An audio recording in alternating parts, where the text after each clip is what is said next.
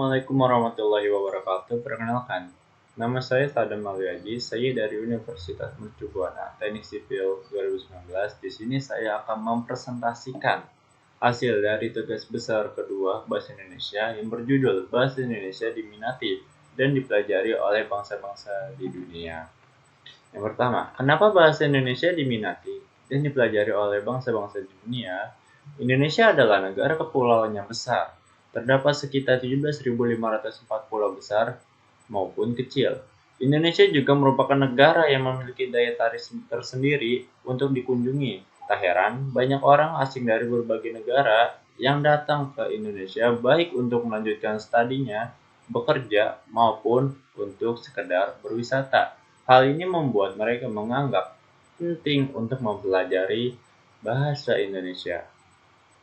Terbukti, banyak penutur asing yang berminat mempelajari bahasa Indonesia.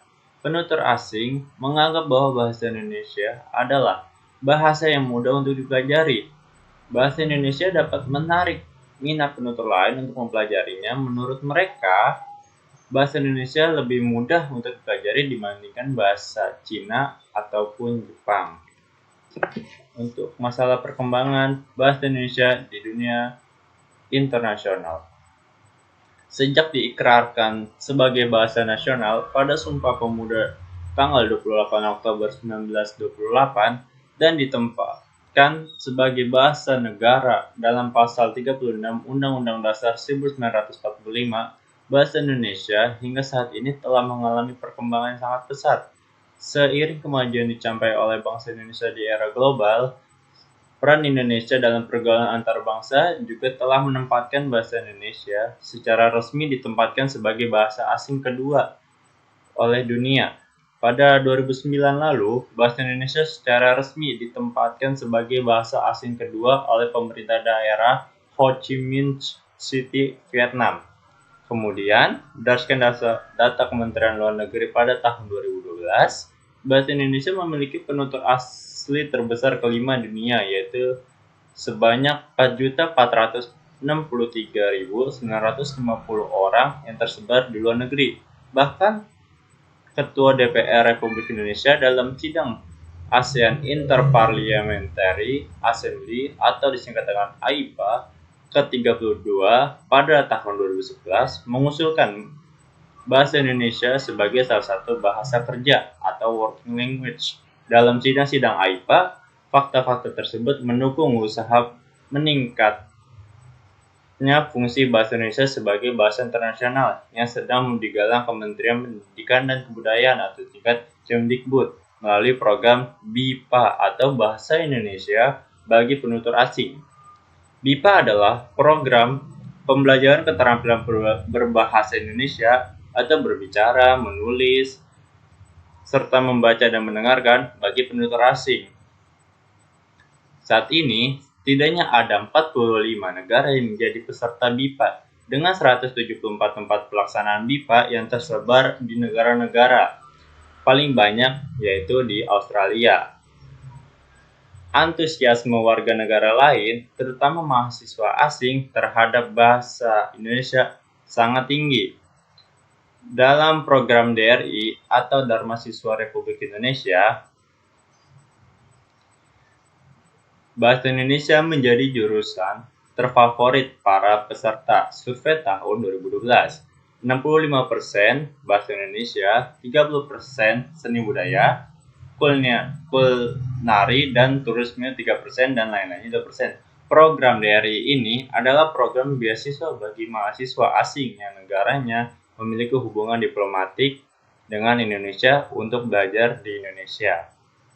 BIPA dipelajari oleh semua mahasiswa dan mahasiswa yang belajar di 46 hingga 59 universitas di Indonesia. Tiap tahun, ada sekitar 700 mahasiswa asing dari sekitar 77 negara yang belajar seni, budaya, dan bahasa Indonesia juga di bidang lain seperti turisme dan hospitality. Salah satu pembelajaran bahasa Indonesia di Universitas Bahasa-Bahasa Asing adalah di Beijing, yaitu di Beijing Foreign Studies University yang terletak di kota Beijing, Republik Rakyat Tokyo. Yang ketiga, ada pengaruh bahasa Indonesia diminati oleh bangsa-bangsa di dunia. Indonesia merupakan negara yang besar, dengan potensi sumber daya alam dan sumber daya manusianya. Hal ini merupakan salah satu faktor pendukung negara di dunia untuk melakukan hubungan kerjasama dengan Indonesia. Agar kerjasama dapat terjalin dengan harmonis dan berlangsung dalam jangka waktu yang lama, maka tiap dari negara yang sedang bekerja sama itu perlu mengenal budaya dari masing-masing negara yang bersangkutan. Salah satunya adalah bahasa. Karena Indonesia memiliki potensi untuk diajak bekerja sama, maka penting bagi negara dunia untuk mengenal bahkan mempelajari bahasa Indonesia.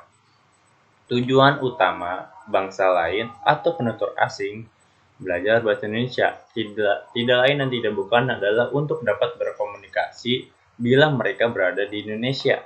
Selain itu, bila mereka dapat menggunakan bahasa Indonesia secara benar, mereka pun dapat lebih mendalami kekayaan budaya Indonesia yang sangat beragam. Ada berbagai hal yang bisa dilakukan dalam upaya menginternasionalisasi bahasa Indonesia. Salah satunya yaitu melalui BIPA atau Bahasa Indonesia bagi Penutur Asing. Pembelajaran BIPA berbasis budaya adalah salah satu cara yang bisa diterapkan kepada orang asing yang akan tinggal di Indonesia dalam waktu yang cukup lama. Dengan pembelajaran ini, tentu pembelajar asing akan sangat terbantu dalam meraih kompetisi dan standar penguasaan bahasa Indonesia yang dipersyaratkan. Selain itu, pembelajaran ini juga akan membekali pembelajaran BIPA tentang keterampilan dalam berbahasa Indonesia dan pengetahuan tentang budaya Indonesia. Hal ini menjadi ranah yang penting untuk dilaksanakan untuk memberikan pemahaman mengenai budaya Indonesia yang beraneka ragam, sehingga dapat membantu pelajar BIPA dalam berinteraksi dan beradaptasi.